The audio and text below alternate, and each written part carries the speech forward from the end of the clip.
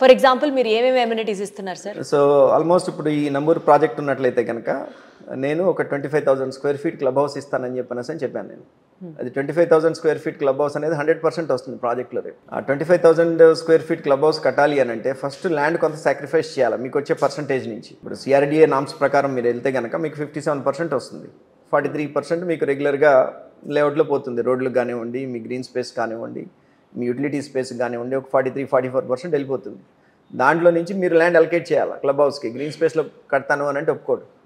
Land చాలా expensive అయినప్పుడు 3 crores 4 crores land అయినప్పుడు ఒక 1,600 స్క్వేర్ యార్డ్స్ వదలాలి అని అంటే it's almost like 4-5 crores just for the land it self. మీరు నష్టపోతూ పెట్టినట్లే. అది 25,000 స్క్వేర్ ఫీట్ మళ్ళీ మీరు కడతాను అని అంటే మళ్ళీ దానికి ఎంత అవుతుందో చూడండి.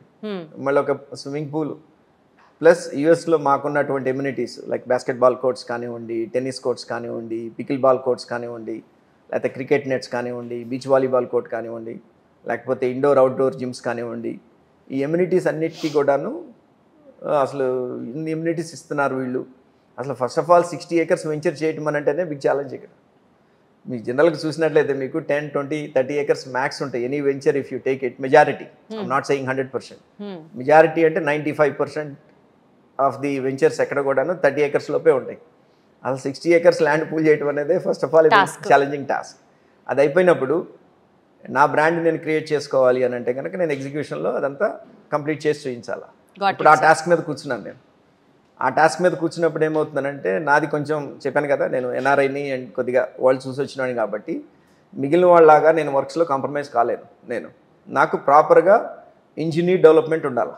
జనాలతో చెప్తే ఏంటి సార్ ఆ ఇంజనీర్ డెవలప్మెంట్, కట్టేది మేస్త్రేగా అంటారు. కట్టేది మేస్త్రే, కానీ there should be an engineering behind it.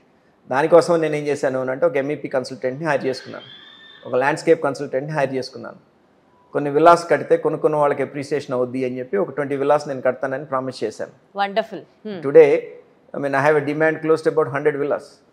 100 villas మీరు ఈ విధంగా కడితేనంటే కనుక చాలామంది ఇప్పుడు phase 2లో చాలామంది రెడీగా ఉన్నారు విల్లాస్ కొనుక్కోవడానికి. అదొక